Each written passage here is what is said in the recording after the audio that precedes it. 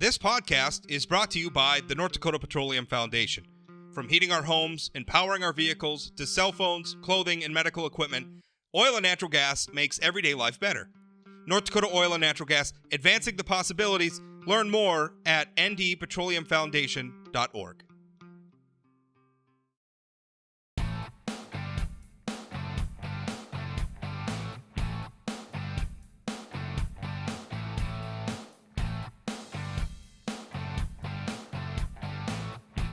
Welcome to Plain Talk Live. I'm your host, Rob Port, and joining me is Congressman Kelly Armstrong, who for a brief moment not long ago was going to be a member of, probably one of the most high-profile congressional committee, I guess a commission is what we're calling it, since the 9/11 Commission. I mean, it's a pretty important, what I felt was going to be a pretty important initiative. The Republican minority in the House of Representatives appointed members of that commission. Speaker of the House, Nancy Pelosi, decided she didn't like some members of that commission. And what ended up happening is Republicans pulled all of their appointees from the commission. Now that commission is proceeding, it does have some Republicans on it, but they're Republicans appointed not by the leader elected by the House Republican Caucus, but by the leader of the Democratic Caucus. Here to talk with me about that, of course, is Congressman Kelly Armstrong. And Kelly, you were going to be on the commission, and then you weren't. I have your statement that you put out after this whole thing went down. This is your July 21 statement. I quote, Jim Banks and Jim Jordan. Now, these are the two members of the commission that, of course, Speaker Pelosi didn't want on there. Jim Banks and Jim Jordan have every right to serve on any committee Leader McCarthy appoints them to. Whenever Speaker Pelosi uses the word unprecedented, it is code for her consolidation of absolute power. She is willing to do anything and everything to maintain control over her conference for the next 18 months. In the process, she is going to permanently and negatively change the way this body functions forever. I think that last point, this whole thing was, I think, going to be an exercise in rank partisanship from the get-go. That being said, I'm not so sure that your last point isn't the most important one, which is that there's a long tradition of, everybody in the House of Representatives is there because their constituents elected them. They're there by the will of the people. And then each caucus, the Democratic caucus, the Republican caucus, elects a leader, right? This is how the whole thing's organized. Nancy Pelosi she set a precedent whereby the majority party can decide which members can serve on a committee. And it just doesn't matter what the minority party has to say about it at all. That's a terrible thing, a dangerous thing, I think. I agree. And I think you have to, Jim Banks is the chair of the largest caucus in the Republican conference. Jim Jordan is the ranking member on judiciary. I've served with Jim for 2 years on oversight and judiciary. We've had some pretty intense and important hearings over there. But I do want to say this, and I think it's important. This isn't about treating members of Congress unfairly. This is about treating their constituents and essentially half of the country unfairly.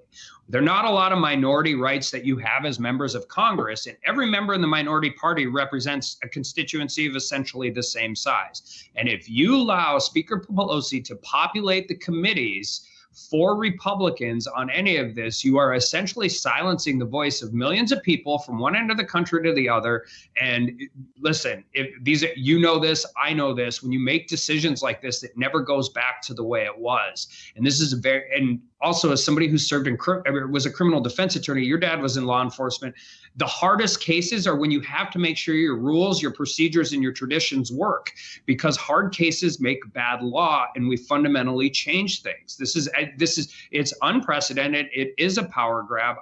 A lot of people talk about this, about the last election or the next election. I really don't believe that's the case. I believe on Tuesday, Speaker Pelosi's majority went down to 3 votes. They are a very rowdy and rambunctious caucus on their side. They have a lot of differing viewpoints. This is about maintaining control. One of the few things that every Democrat in D.C. can agree on is hating President Trump. And this allows them to do that in this way. But it also means 50% of this country is just not going to take anything that happens out of that committee seriously. And another thing, because you put this in a legal context, but let's put it in a larger sense, in a nation where we are obligated to work with one another. I'm fond of saying that one of the prices of living in a free society is that you're going to hear and see some things you don't like sometimes. That's the First Amendment, right? It means the person you disagree with has a say. That's the democratic process as well, too. Sometimes you're going to have to work with people you don't like that much. Sometimes you're going to have to work with people that just fundamentally disagree with you, just can't even agree with you on the most basic things. And yet what democracy charges us with is working with those people anyway. And what Nancy Pelosi said is, to heck with that. We don't have to do that. Exactly. And I can give you a real example from Tuesday when all of this was going on. Hakeem Jeffries, who was on Judiciary with me for 2 years, and him and I do not agree on very many things, Rob. We had an event for Equal Act, the crack parity and sentencing bill, at noon on Tuesday. He very well may be the next leader of the Democratic conference out here. And so even in the middle of all of this, we do have the ability to do some of those things. It's just unfortunate when here's the reality. When we win back the majority in 2 years, Speaker Pelosi is not going to be here to see what the long-term consequences to this institution and the people's house are. And that's really unfortunate. Well, it is really unfortunate because process matters in a big, big way. So now that I guess the commission has gotten to work, I know that there's good reason, as you said, to question the conclusions that come out of this. Still, we're hearing some interesting testimony. We had a lot of Capitol law enforcement officials or law enforcement personnel before the commission talking yesterday. I thought a lot of what they had to say was powerful. I mean, what are you seeing in the proceedings so far? Yeah, so I watched the whole thing. And by that I mean I missed about 10 minutes of it at the close to the very end and then caught the very end again, but then I watched it again. But listen, every one of those officers that was there on January 6th has a right to tell their story. Every one of them has a right to be angry. One of them has a right to share that. I think as part of that, it was successful. I would like to point out that also amongst the four of them at the table, they have over 4 decades of tactical law enforcement experience. And very early on in the questioning, Officer Dunn said that they were woefully unprepared that day. And for 2.5 hours afterwards, nobody followed up on that question.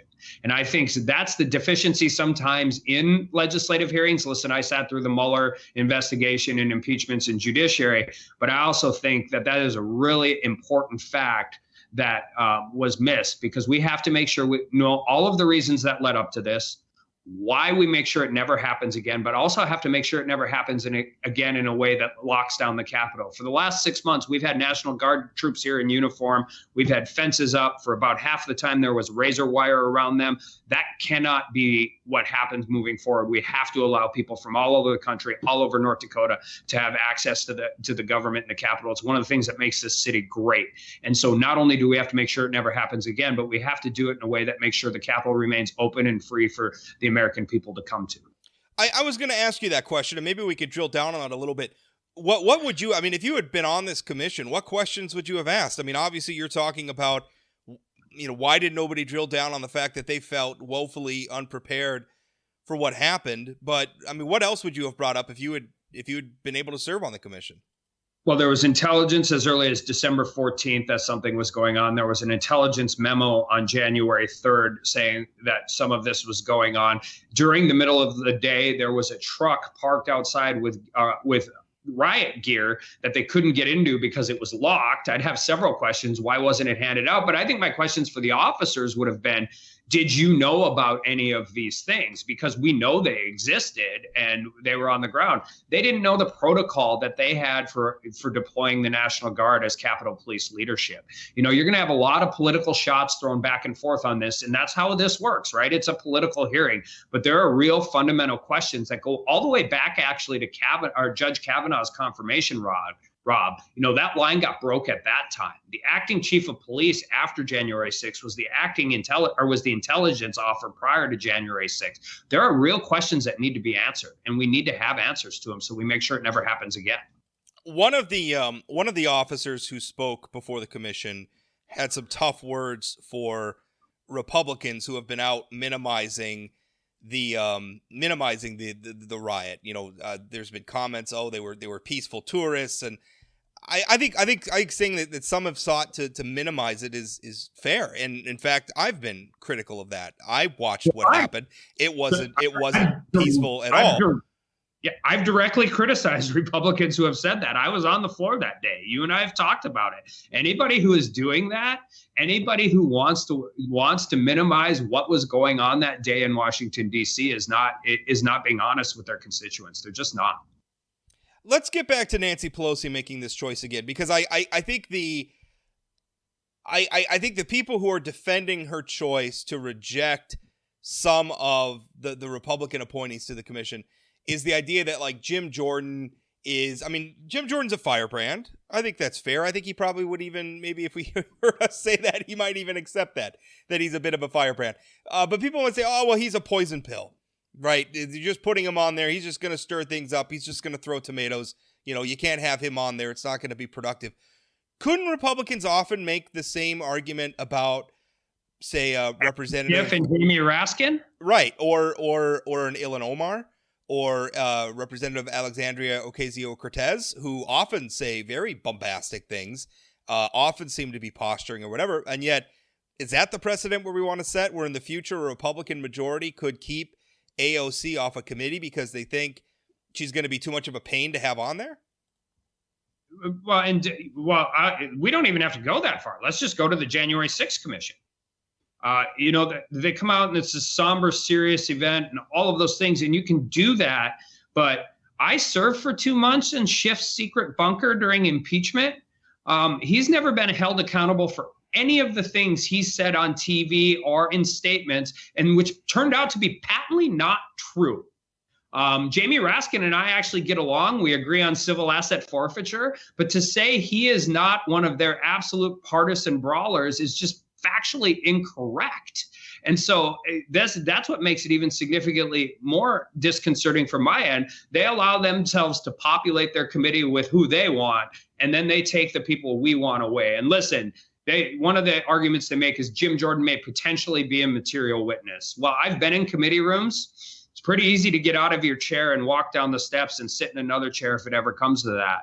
And they kicked Jim Banks off for saying mean things on social media before the committee. And if that's the new standard in Congress, we're going to have very few members on either side of the aisle that are on any committees. What member of Congress could serve on anything? So what do you think ultimately we're going to get out of this January 6th commission? Is there anything you think that's going to be illuminated? I'm paying attention to it. I'm not of the opinion that we ought to stop trying to do these committees because there's so much partisanship. We got to keep trying. If we're not going to keep trying, what are we doing? No, and I think one of the points of this and all of this is, I did it. I did partisanship we did the Mueller investigation, 2 impeachments. We had Michael Cohen in oversight. And just because there's partisanship in there doesn't mean things don't come out. I think we make a bigger mistake in this town when we try and pretend anything isn't partisan. I think that's a political fiction we put out to try. Listen, nothing about these things resembles anything in a courtroom anywhere in the country. Civil, criminal, federal, state, local, none of that. And to pretend that it does is just being dishonest with the American people. It can be partisan and it can still be fact-finding. But to your original answer, I don't know. I would doubt very seriously that they're going to pursue avenues that get objective in the middle. But we haven't seen, I don't even know when the next hearing is going to be. But I, like you, will be paying attention. I will watch every bit of these that I can, because I think regardless of everything else, it's important to know what's being said and how it's being portrayed and whether it's factual, whether it's got political slant to it. And I think it's important. It does frustrate me that a lot of times you just said that, it doesn't resemble anything like a courtroom. Well, nor should it. It's not a courtroom. It's a partisan. No. It's Congress. Congress is not a courtroom. And this is frustrating me because it seems like with the impeachment proceedings, with a lot of the things that we've been doing, the Kavanaugh hearings, we've been trying to make it seem like these congressional hearings or these committee that they're a courtroom. And we talk about things like due process and all this stuff. And listen, these are important philosophical concepts, but they're trying to imbue these fundamentally political proceedings with the more objective proceedings, far more objective, institutionally objective proceedings of the criminal justice system. And that's such a canard. I don't like it at all. Do you feel like, I mean, what, understanding that this commission's not done, it may yet illuminate some things perhaps that we don't know or don't fully understand yet. That being said, what would you like to see happen going forward at the Capitol once this is all over and it's time maybe to make some policy? Well, I think this tech stuff is important. You know, we had the FTC. I mean, listen, I think with the exception of the East Indian Trading Company, Facebook, Google, and Amazon are the three most powerful companies in the history of the world. I think there's a very real case to make on that. Short of them having their own army, yes, you're correct. That also doesn't mean they're all bad. I think, and we need to recognize that they have done a lot of good. A lot of smaller companies utilize every one of their services in order to grow. But I do think moving forward, we have to, I think what happens, obviously there's tremendous bipartisan criticism of big tech, but it's about very different things. You know, Republicans are very concerned, and rightfully so, about censorship. Democrats want to censor more, and they use disinformation, misinformation, all of those different things. And I think the companies in the middle enjoy that because nothing ever gets to happen. So like 230 reform is important, but it's important to do it in a way that we can get bipartisan support. And I want to talk about it because you just introduced a bill on that that I think is really interesting because it deals with a facet of the debate over Section 230 that I haven't. And for people who don't know, Section 230 is a reference to the Communications Decency Act. And what it essentially does is it protects people who provide online services. Like, for instance, I've run a political blog for going on 2 decades now. Section 230 essentially protects me from liability for what one of my users puts in the comment section. So if somebody puts something like a copyright violation or something there. Now, if I ignore it, or if I have knowledge of it and I condone it or something, well, then I'm liable. But just, it speaks to the fact that, like, Google can't necessarily, if we're going to have a service like YouTube where people could just upload videos freely, which I think we all agree is generally a good thing, then we? Well, we're putting this on YouTube right now. So I have an 11-year-old son. Sometimes when I see what he's watching on YouTube, I'm not sure I agree with that. I have a 5-year-old too. So maybe we agree. But generally, I do think it's a good thing as a communications platform. But you brought up you have a bill, and it's part of a larger effort by House Republicans to do Section 230 reform. Yours actually, though, deals with product liability, which I hadn't even thought of. But I suppose if you have like a service like Amazon, where third parties are allowed to sell their products through Amazon, what liability does Amazon have to make sure that the battery that I'm buying through there isn't going to blow up when I receive it? That's a very interesting question and a part of Section 230, because I've always thought of it from the political speech perspective, right? Because that's what I deal with the most. I hadn't thought of that. Tell us about your bill. All right, so there's 2 parts about it. One, I think we can get bipartisan support for it. 2, I think it's important because I don't think anybody thinks Amazon is just the middleman in e-commerce anymore. They're not a bookstore. They're not, I mean, they make their own products. They sell their own products. They are essentially the only game in town for online retail. They'll tell you differently, but and this affects every brick and mortar store in North Dakota, right? If you're going to survive in the 21st century consumer economy, you're going to be doing business most likely on Amazon. And so this bill goes in and comes in and says, let's have a more realistic approach about what your true relationship is in the e-commerce strain. I mean, whether they're delivering their own packages, all of that, and not afford them blanket 230 protection because they claim the status as only a middleman. And that's just not accurate as to how the economy works. The bigger issue with this, Rob, and we've been working on this in my office for 6-7 months trying to get it right. It really becomes a state. I mean, products liability is often a state legal function and not a federal function. And if you are a 10th Amendment Republican, that's something you have to talk about. But I think, and where we've come in my office, and I'm comfortable with this, I think states' rights in e-commerce really are kind of a legal fiction, and you need to understand that they're doing business in all 50 states, and this is actually something the federal government should have a role in. Well, right. I mean, internet commerce is by definition interstate commerce. I mean, you access the server hosting the website you're shopping on probably isn't in your state. The product that you're buying probably doesn't originate in your state. I don't know. I agree with you. I will say that the Section 230 thing, I have kind of a weird view, because on one hand, it's been very good for me. It's allowed me to run a very popular political forum in North Dakota for a long time, where lots of people have commented on it. I think that if the Section 230 protections didn't exist, I might not have allowed comments, and Say Anything blog would be a very different place today. On the other side of that, I also work for the newspaper industry, and our industry does not have a Section 230 exemption or any sort of Section 230 protection. Even on our websites, if we publish a letter to the editor, we have liability for that letter to the editor.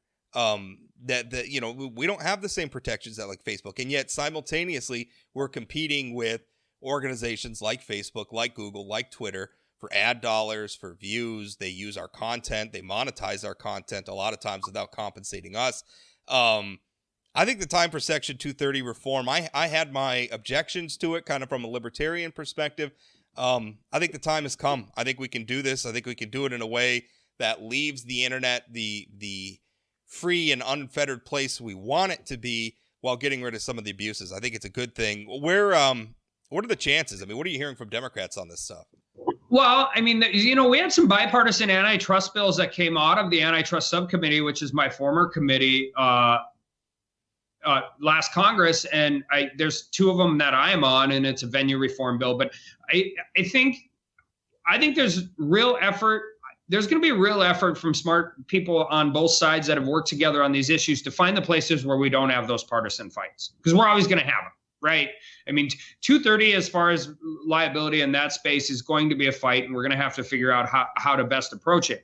I do want to comment on a couple of things you said, because I've been tasked to lead the Republican task force on anti-competitive markets in big tech. And I think the newspaper thing is really important. And for two reasons. One, the vast majority of people who read the Fargo Forum probably read it on Facebook or Google. Not a lot of people sitting around having a cup of coffee, opening a regular newspaper anymore. You don't get paid for it. They utilize your content. We have to figure out ways in which to move those things forward. But I took a lot of heat from both sides, actually, when I wasn't really necessarily supportive of 230 repeal, because I think repeal without reform does one of two things. It either locks down the internet or it turns it into an absolute cesspool. Think of Yelp reviews for when somebody gets mad at a restaurant at some point in time and how that can run. So I think it's important to reform it. But I also just want to point out, and I think this is important, I think we do this far too often. The internet is not free. It's never been free. It's really not free right now. You supply your contract with the internet using it is you will have all kinds of data about you collected and monetized by somebody else. That is how the internet remains. That's how the internet remains able to be used without paying for it. But you are paying for it. I'm paying for it. We're paying for it right now just by being able to host this. And we're going to have to start talking about that in a better way, because, net neutrality, all of these different issues tend to view the internet as a free service, and it really is not a free service. We have a comment from the question from the audience. It says, for Kelly Armstrong, I believe you would have done a good job, but if McCarthy actually wanted to get to the truth about what happened, why did he include a couple of members who he knew were ridiculous, ultra-partisan, openly opinionated people who could also be potential witnesses? Jim Jordan, come on, man. McCarthy knew he'd either get some bulldogs to twist it all up so Republicans didn't look so bad, or he'd get to play the victim card when Pelosi, also a game player, denied those picks. He wanted her to deny them. He knew that he knew what he was doing, and now he gets to act like it's the Democrats playing games. I'm a Republican, by the way. It's sad to see our party acting like fools about this. We need to get our party back from Trump and be the party Americans can look up to. Well, I've been in a lot of meetings, and Kevin did not know they were going to be struck them. That is not true. That's not true. And he put the ranking member of Judiciary on the committee and the chairman of the largest caucus in the Republican conference on the committee. And more importantly, if you are going to populate the other side with Adam Schiff and Jamie Raskin, the same exact arguments just made in that comment can be made on the other side. And that it is absolutely, by the way, again, I will go back to, I did all of this in oversight and judiciary through Mueller and the impeachment processes. And if anybody thinks that Adam Schiff is a fair broker of the truth, they've been living under a rock, under another rock, under another rock for the last 2 years. So just because it's partisan doesn't mean it's not capable of moving forward in a direction. And more importantly, if you don't have your own conference and your own constituency on board with who you are populating committees with, you have a hard time selling it to anybody. And I think they have every right to be on that committee. Also, every leader in the House is dealing with the people the voters send them. Although, and I know you just have about 60 seconds left. I wanted to make the point. Couldn't you? I mean, if you're going to complain about Raskin, can't you also complain about Jordan? I mean, at what point? At what point do we have to hold our own accountable for some of the bombastic and pie throwing that they do? So I'm not complaining about them. I think you have a makeup of your own constituency in the House. Just because Jim Jordan is a partisan bulldog does not mean he's not intelligent, does not mean he doesn't ask good questions. Jamie Raskin's a constitutional lawyer. Him and I have had fights from the liberal spectrum, conservative spectrum, the theoretical spectrum versus the practical spectrum. I'm not complaining at all about them. I think we should quit pretending to be something we aren't. This is not unique to the last 2 years either. This has gone on since Congress has existed. I think we should embrace the fact that this is a partisan brawling body. We can come together and do bipartisan things, but we should do that. And that's not mutually exclusive from being able to hold these hearings. It never has been. Congressman, thanks for your time. Thanks.